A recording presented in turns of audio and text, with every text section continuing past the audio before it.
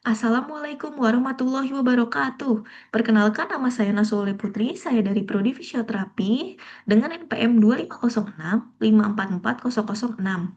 Nah, di video ini saya akan menjelaskan hasil dari observasi dan analisis saya terkait kasus yang berkaitan dengan materi antropologi sosiologi kesehatan.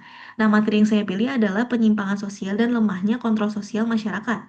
Dan judul kasus yang saya pilih adalah Sungai Citarum kembali kotor setelah dibersihkan oleh Pandawara Group. Nah, sebelum saya menjelaskan kronologinya, saya akan terlebih dahulu menjelaskan latar belakangnya. Nah, dimulai dari niat baik Pandawara Group. Pandawara Group itu adalah komunitas yang isinya 5 orang asal Bandung. Nah, komunitas ini memang terkenal dari aksi sosialnya dalam membersihkan sungai dan pantai-pantai dari sampah. Nah, suatu hari, Pandawara ini memutuskan untuk membersihkan Sungai Citarum. Tetapi selang 3 hari kemudian, sungai ini kembali kotor dan respon dari warga itu malah meminta Pandawara untuk kembali membersihkan sampah itu lagi.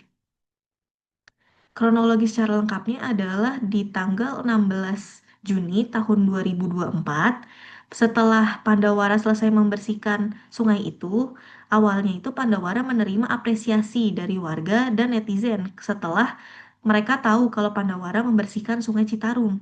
Tetapi selang 3 hari kemudian, kondisi sungai itu kembali ke seperti semula lagi, dipenuhi oleh sampah lagi. Nah, diduga sampah ini tuh mengalir bukan cuma dari Kota Bogor, tetapi juga dari Kabupaten Bogor Barat, terus juga dari Kota Cimahi.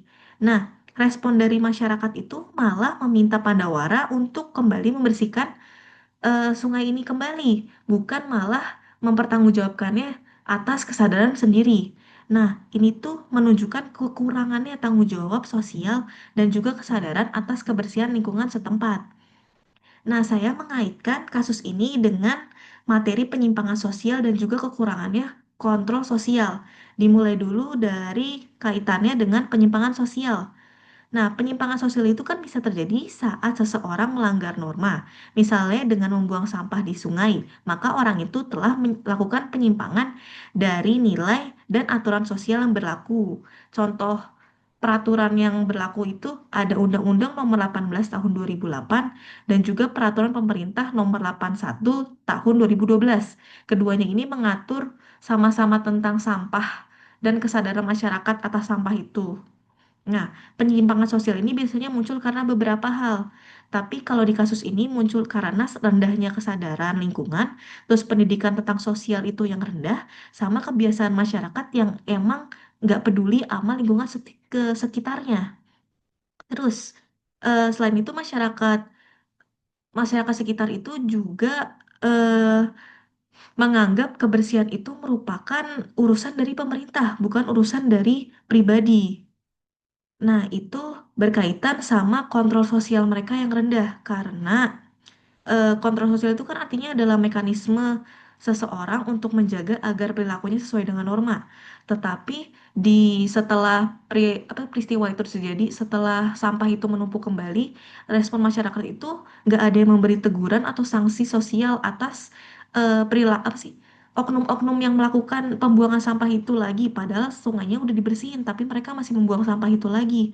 Terus masyarakat sekitar itu juga nggak ada upaya buat gotong royong berkelanjutan untuk menjaga kebersihan dari sampah itu.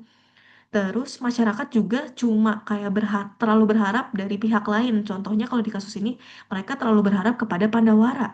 Padahal seharusnya masyarakat tuh saling mengingatkan dan menjaga norma kebersihan. Tetapi di kasus ini itu sama sekali tidak terlihat. Nah, ini makanya kasus ini berkaitan dengan kekurangan kontrol sosial.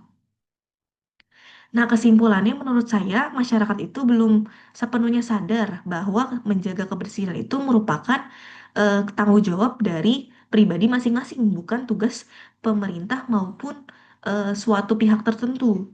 Nah, menurut saya cara mengatasinya ini bisa dengan pendidikan sosial dan lingkungan yang lebih kuat, serta penguatan kontrol sosial. Contohnya kayak lebih ditegakkannya lagi peraturan sama sanksi dan partisipasi warga itu juga harus ditingkatkan, entah itu gotong royong maupun pengawasan dari wilayah sekitar sungai, biar dipastiin nggak ada yang buang sampah di sungai itu lagi.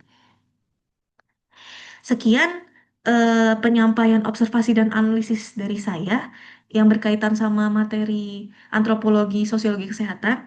Sumber saya itu adalah dari Liputan 6 2024. Nah, mohon maaf jika ada salah kata-kata dari penyampaian saya. Sekian dari saya. Wassalamualaikum warahmatullahi wabarakatuh.